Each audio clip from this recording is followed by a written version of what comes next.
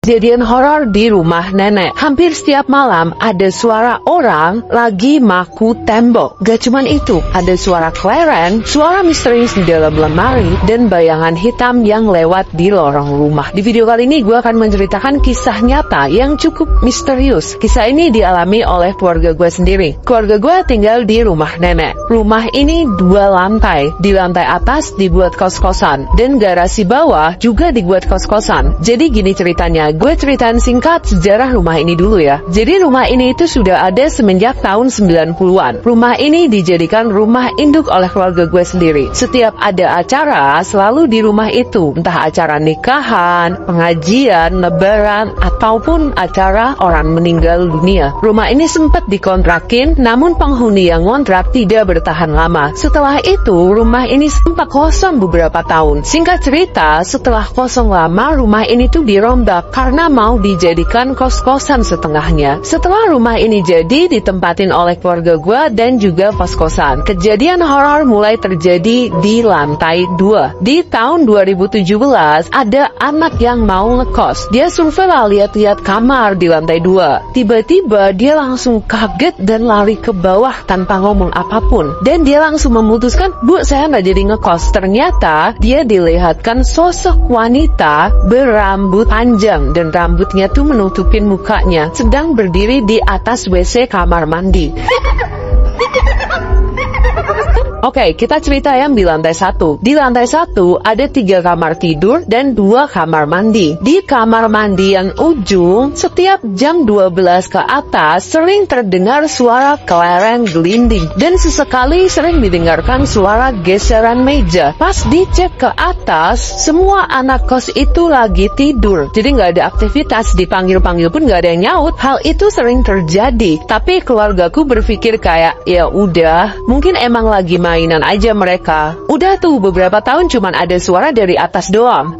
Di tahun 2022 sampai 2023, mereka mengganggunya tuh lebih jelas lagi, guys. Buleku tuh tidur di kamar belakang, anak laki-lakinya tidur di kamar tengah, dan anak perempuannya tidur di kamar depan. Tiba-tiba jam 3 pagi di saat buleku lagi wudhu di kamar mandi, buleku didengarkan suara barbel glinding. Pas dicek di kamar anaknya itu, anaknya lagi tidur pules, dan posisi barbel itu tuh udah berubah. Yang satu ada di tengah, yang satu ada di pinggir. Semenjak kejadian itu, kamar anak laki-lakinya itu yang selalu terbuka, jadi ditutup kalau malam. Beberapa hari setelah kejadian itu, hal-hal aneh pun mulai terjadi, guys. Di kamar depan yang ditidurin anak ceweknya, dan kebetulan gue juga sering tidur di situ, itu dulunya kamar almarhum nenek gue, guys. Kejadian-kejadian janggal di rumah ini tuh sering terjadi di malam hari. Suara di dalam lemari sering terdengar, yang awalnya pelan, lama-lama kenceng. Seperti ada kegiatan gitu di dalam lemari tersebut.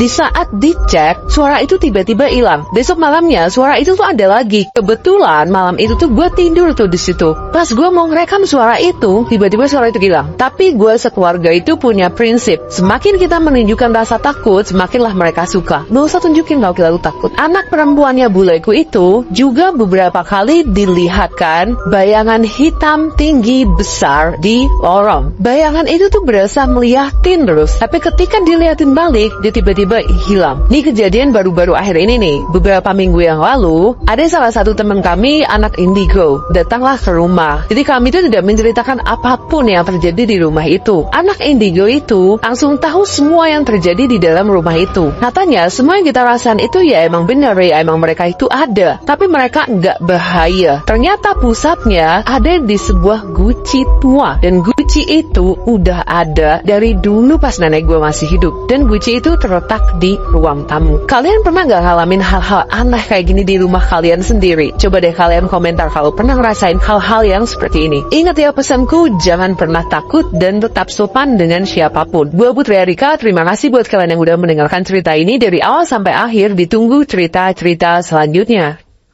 Terima kasih telah bergabung dengan petualangan menegangkan di saluran YouTube kami. Namun, ini hanyalah awal dari banyak petualangan yang menunggu di depan. Kami sangat bersemangat untuk menghadirkan lebih banyak cerita seru, penemuan misterius, dan momen-momen tak terlupakan yang akan membuat bulu kuduk kamu merinding.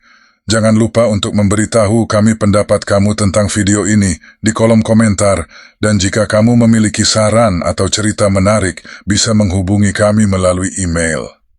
Dan jangan lupa untuk subscribe dan nyalakan lonceng notifikasi, agar kamu tidak ketinggalan setiap video seru dan menegangkan berikutnya.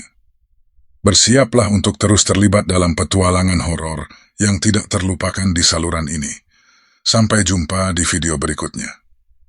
Tetap waspada karena dunia misteri selalu penuh dengan kejutan yang menanti. Selamat malam dan hati-hati. Jangan pernah berjalan sendirian di malam hari. Siapa tahu ada yang mengikutimu dari belakang.